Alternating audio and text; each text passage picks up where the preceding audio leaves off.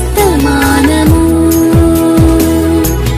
వినుమా ప్రియ నేస్తమా, విని నీవు ప్రభుని విశ్వసించుమా.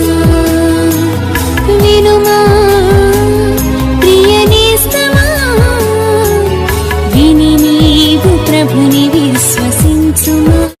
Praise the lord. దేవునికి స్తోత్రం.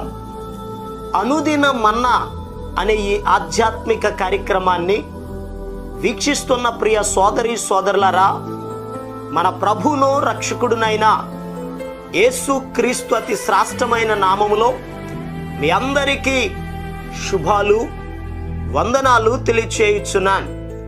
ఈ శ్రేష్టమైన సమయంలో దేవుని పరిశుద్ధ గ్రంథంలో నుండి యోబు గ్రంథం 22వ అధ్యాయం 27వ వచనం, నీవు ఆయనకు ప్రార్థన చేయగా ఆయన నీ మనవి ఆలకించును. ప్రభునందు ప్రియ దేవుని యొక్క బిడలరా, దేవుని పరిశుద్ధ గ్రంథంలో ఊజు అనే ఒక దేశం ఉంది. ఆ దేశంలో యోబు అనే ఒక మనుషుడు ఉన్నాడు. యథార్థవంతుడు, న్యాయవంతుడు, చెడుతనమును విసర్జించినవాడు, దేవుని యందు భయభక్తులు కలిగినటువంటి వాడు.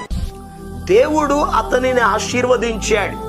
7 కుమారులను 3 కుమార్తెలను 10 మంది సంతానాన్ని దేవుడు ఆయనకు అనుగ్రహించాడు. దేవుడు ఆయన్ని ఆశీర్వదించి 7,000 గొర్రెలు, 3,000 ఒంటెలు, 500 జతల ఎడ్లు, 500 ఆడుగాడిదలను, బహుమంది పనివారిని దేవుడు ఆయనకు అనుగ్రహించాడు. ఆయన నివసిస్తున్నటువంటి ఆ దినాలలో తూర్పు దిక్కు జనులందరిలో అతడే గొప్పవాడు అని వాక్యంలో రాయబడి ఉంది. అయితే ఒకానొక సమయంలో ఆ వ్యక్తి శోధింపబడ్డాడు. ఆ సమయంలో ఆయన కుమారులు చనిపోయారు, కుమార్తెలు చనిపోయారు. శత్రువులు వచ్చి ఆయనకున్న గొర్రెలను, ఒంటెలను, గాడిదలను, ఎడ్లను, ఆ యొక్క పనివారిని కూడా సమస్తమును యోబు గారు కోల్పోయాడు. ఆయన శరీరం కూడా కుళ్ళిపోయింది, ఆరోగ్యం పాడైపోయింది. ఆ సమయంలో చాలా వేదన పడుతూ ఉన్నాడు. ఆ వేదన చెందుతున్న సమయంలో యోబు గారికి ఒక 3 స్నేహితులు ఉన్నారు. ఒక ఆయన పేరు ఎలీఫజు, 2 ఆయన పేరు బిల్దాదు, 3 ఆయన పేరు జోఫరు అనబడినటువంటి వ్యక్తి. ఈ 3 కూడా యోబు గారిని పరామర్శిద్దామని, ధైర్యపరుద్దామని వచ్చారు. కానీ యోబు పరిస్థితిని చూచి వాళ్ళు కూడా దుఃఖపడ్డారు. 7 రోజుల వరకు వారు కూడా ఏం మాట్లాడలేదు. వారి వస్త్రములను చింపుకొని 7 దినములు దుఃఖాక్రాంతులై తరువాత ఒక్కొక్కరు మాట్లాడడం ప్రారంభించారు. అలా మాట్లాడుతూ ఈ 22వ అధ్యాయంలో ఎలీఫజు అనేటటువంటి వ్యక్తి యోబు గారితో మాట్లాడుతున్నాడు. యోబు, మరలా నువ్వు అభివృద్ధి చెందాలంటే, నువ్వు ఆశీర్వదించబడాలంటే, నువ్వు పోగొట్టుకున్నవి మరలా నువ్వు పొందుకోవాలి అని అంటే నువ్వేం చేయాలో చెప్తాను విను అని 22వ అధ్యాయంలో ఆయనతో మాట్లాడుతూ ఓ చక్కని మాట చెప్తున్నాడు. నీవు ఆయనకు ప్రార్థన చేయగా ఆయన నీ మనవి ఆలకించును. యోబు, నువ్వు దేవునికి ప్రార్థన చేయి, దేవుడు నీ మనవి ఆలకిస్తాడు. నిజమే, మనం ఆరాధన చేసే దేవుడు మన ప్రార్థనలను ఆలకించే దేవుడు. వాక్యంలో రాయబడి ఉంది, ప్రార్థన ఆలకించువాడా సర్వ శరీరులు నీ యొద్దకు వచ్చేదరని వాక్యంలో రాయబడి ఉంది. ఆయన ప్రార్థన వినే దేవుడు. ఈ ఎలీఫజు చెప్తున్నాడు, నువ్వు ప్రార్థన చేస్తే దేవుడు ఆలకిస్తాడు. అయితే నువ్వు ప్రార్థన ఎలా చేయాలి, నువ్వు ఎలా ఉండి ప్రార్థన చేయాలో కూడా ఎలీఫజు యోబు గారితో చెప్తున్నాడు. ఈరోజు మన జీవితాల్లో కూడా చాలా మార్లు ప్రార్థన చేశాం. కొన్ని విషయాల్లో మనకు జవాబు వచ్చింది, కొన్ని సందర్భాలలో జవాబు రానప్పుడు మనం అనుకుంటాం దేవుడు నా ప్రార్థన వినడం లేదు అని. కాదు, ఈరోజు ప్రియ దేవుని బిడ్డలారా, దేవుడు మన ప్రార్థన ఆలకించాలి అని అంటే మనం ఎలా ఉండాలో, మనం ఏం చేయాలో ఈరోజు పరిశుద్ధ గ్రంథంలో నుండి కొన్ని విషయాలను జాగ్రత్తగా మనం ధ్యానం చేద్దాం. పరిశుద్ధ గ్రంథంలో నుండి యోబు గ్రంథం ఈ 22వ అధ్యాయంలో 21వ వచనాన్ని మనం చదివితే అక్కడ రాయబడి ఉంది, ఆయనతో సహవాసము చేసిన ఎడల. ప్రియ దేవుని బిడ్డలారా, చాలా జాగ్రత్తగా గమనించండి. దేవుడు మన మనవి ఆలకించాలంటే, మన ప్రార్థనకు జవాబు ఇవ్వాలి అని అంటే మనం చేయవలసిన మొదటి పని ఏమిటి అని అడిగితే, దేవునితో సహవాసం చేయాలి, దేవునితో స్నేహం చేయాలి. ఎందుకంటే కొంతమంది దేవునితో సహవాసం చేయరు, దేవునితో స్నేహం చేయరు. కష్టాలు వచ్చినప్పుడే ప్రార్థన చేయడానికి వస్తారు, కష్టం వచ్చినప్పుడే దేవుని దగ్గరకు వస్తారు. అలా కాదు, నిత్యము దేవునితో మనం సహవాసం చేయాలి, దేవునితో మాట్లాడాలి. ఎవరు దేవునితో సహవాసం చేస్తారో అటువంటి వారి ప్రార్థన దేవుడు ఆలకిస్తాడు. దేవుడు కూడా మనలను ఆయనతో సహవాసం చేయడానికే ప్రభు మనలను పిలిచారు. 1 కొరింథీయులకు రాసిన పత్రిక 1వ అధ్యాయం 9వ వచనాన్ని మనం చదివితే అక్కడ ఈ రీతిగా రాయబడి ఉంది, మన ప్రభు అయిన యేసు క్రీస్తు అను తన కుమారుని సహవాసమునకు మిమ్మును పిలిచిన దేవుడు నమ్మదగినవాడు. దేవుడు మీ ప్రార్థన వినాలి అని అంటే, దేవుడు ఇదిగో తనతో సహవాసం చేయడానికి, స్నేహం చేయడానికి మిమ్మల్ని పిలుస్తున్నాడు. రండి, ఆయనతో స్నేహం చేయండి, ఆయనతో కలిసి ఉండండి. అప్పుడు దేవుడు మీ ప్రార్థనలు ఆలకిస్తాడు, మీ శ్రమలలో నుండి విడిపిస్తాడు, మీ సమస్యలలో నుండి విడిపిస్తాడు, మీ కుటుంబంలో అద్భుతమైన కార్యాలు జరిగిస్తాడు. ఎందుకంటే ఈరోజు ప్రజలకి దేవునితో సహవాసం చేయడానికి సమయం కుదరడం లేదు. సమయం అంతా సెల్ ఫోన్ చూడడానికే సరిపోతుంది. మరికొంతమందికి సమయం అంతా సీరియల్ చూడడానికే సరిపోతుంది. మరికొంతమందికి టీవీలు, లోక సంబంధమైనటువంటి చెడు వ్యసనాలు, ఈ వ్యసనాలలోనే మునిగిపోయి దేవునితో సహవాసం చేయకుండా దేవునికి దూరం అయిపోతున్నారు. వాక్యం చెప్తుంది, దుష్ట సాంగత్యము మంచి నడవడికను చెరుపునని వాక్యంలో రాయబడి ఉంది. ప్రియ దేవుని బిడ్డలారా, నీవు దేవునితో సహవాసం చేయాలి, సేవకులతో సహవాసం చేయాలి, సంఘముతో సహవాసం చేయాలి, పరిశుద్ధులతో సహవాసం చేయాలి. ఎప్పుడైతే అలా దేవునితో సహవాసం చేస్తావో, సంఘముతో సహవాసం చేస్తావో, దేవుడు మన ప్రార్థనలు వింటాడు. ఈ లోకంలోకి సామెత ఉంది, 6 మాసాలు సహవాసం చేస్తే 6 వీరవుతారట. దేవునితో మనం సహవాసం చేస్తే దేవుని స్వరూపంలోనికి వచ్చేస్తాం. సొలొమోను గారు అందుకే అన్నారు, జ్ఞానుల సహవాసము చేయువాడు జ్ఞానము గలవాడగునని. నిజమే ప్రియ దేవుని బిడ్డలారా, పరిశుద్ధులతో, ప్రార్థన పరులతో మనం సహవాసం చేసినప్పుడు మనం కూడా పరిశుద్ధులం అయిపోతాం, ప్రార్థన పరులం అయిపోతాం, ఆత్మీయతలో ఎదుగుతాం. కనుక ఈరోజు ఈ మాటలు వింటున్న ప్రియ దేవుని బిడ్డలారా, మొట్టమొదటిగా దేవుడు మన ప్రార్థన ఆలకించాలి అని అడిగితే దేవునితో సహవాసం చేయాలి. ఇక రెండవ విషయాన్ని జాగ్రత్తగా ధ్యానం చేద్దాం. చూడండి, యోబు గ్రంథం 22వ అధ్యాయం 22వ వచనం, ఆయన నోటి ఉపదేశము అవలంబించుము, ఆయన మాటలను నీ హృదయములో ఉంచుకొనుము. ప్రియ దేవుని యొక్క బిడ్డలారా, దేవుడు మన ప్రార్థన ఆలకించాలి అని అడిగితే ఆయన నోటి ఉపదేశము, ఉపదేశం అనగా మాట, దేవుని మాట నీవు వింటే అప్పుడు దేవుడు నీ మాట వింటాడు. ప్రార్థన అంటే ఏమిటి? దేవునితో మాట్లాడడం. మరి నీ యొక్క మాట దేవుడు వినాలంటే, నువ్వు అడిగింది దేవుడు ఇవ్వాలంటే, నీ అవసరత దేవుడు తీర్చాలంటే, నీ కుటుంబంలో గొప్ప కార్యాలు జరిగించాలంటే మరి మనం దేవుని మాట వినాలి కదా, దేవుని మాటకు లోబడాలి కదా, దేవుని ఆజ్ఞలను గైకొనాలి కదా.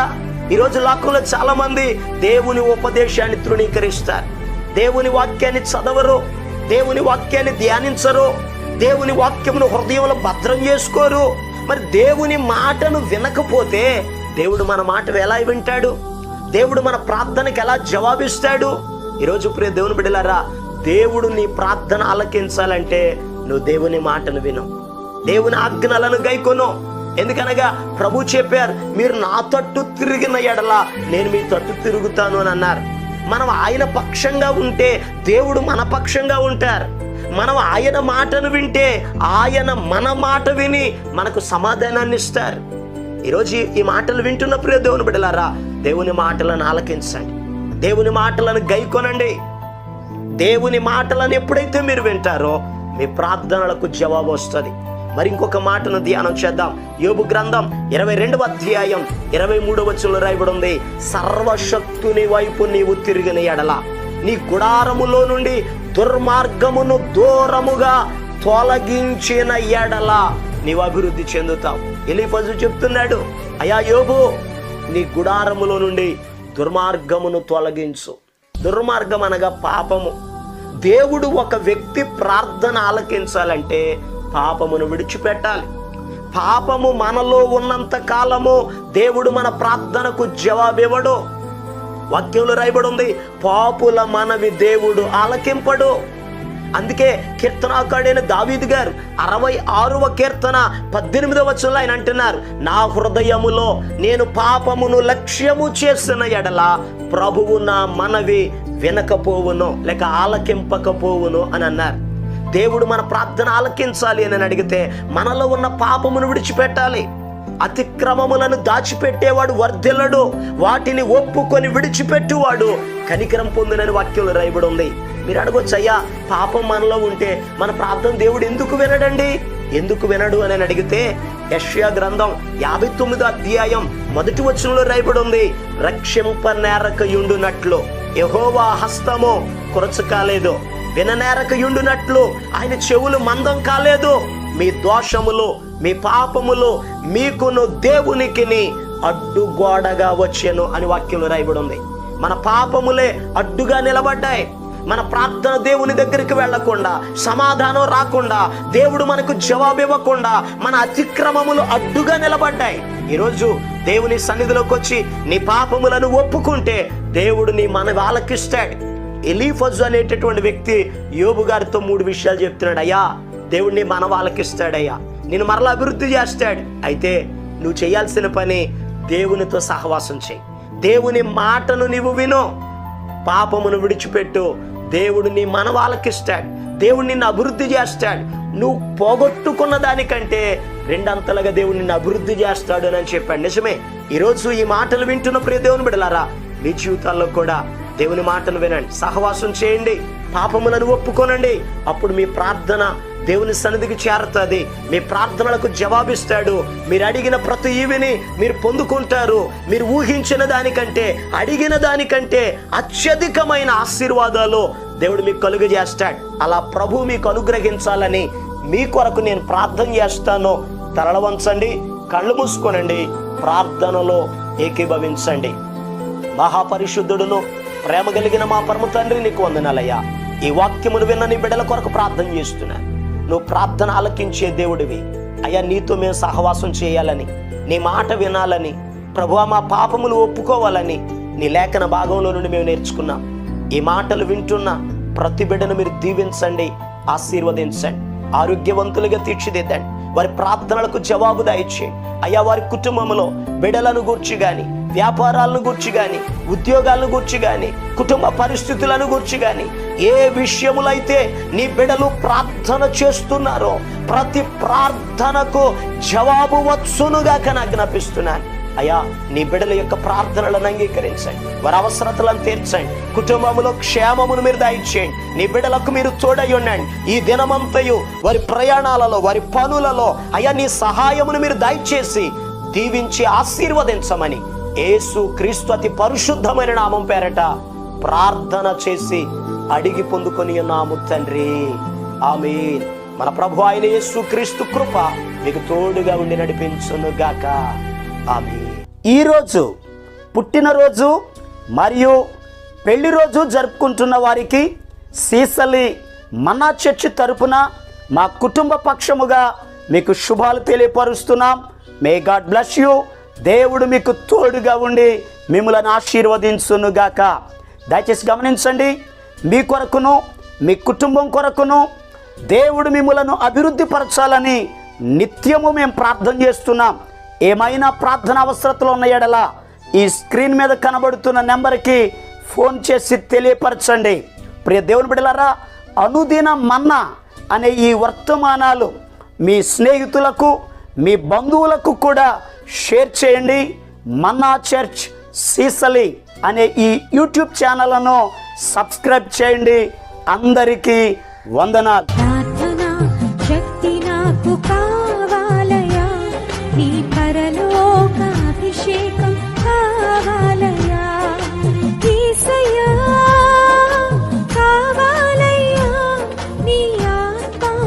అభిషేకం కావాలయ్యా యేసయ్యా కావాలయ్యా నీ ఆత్మ అభిషేకం కావాలయ్యా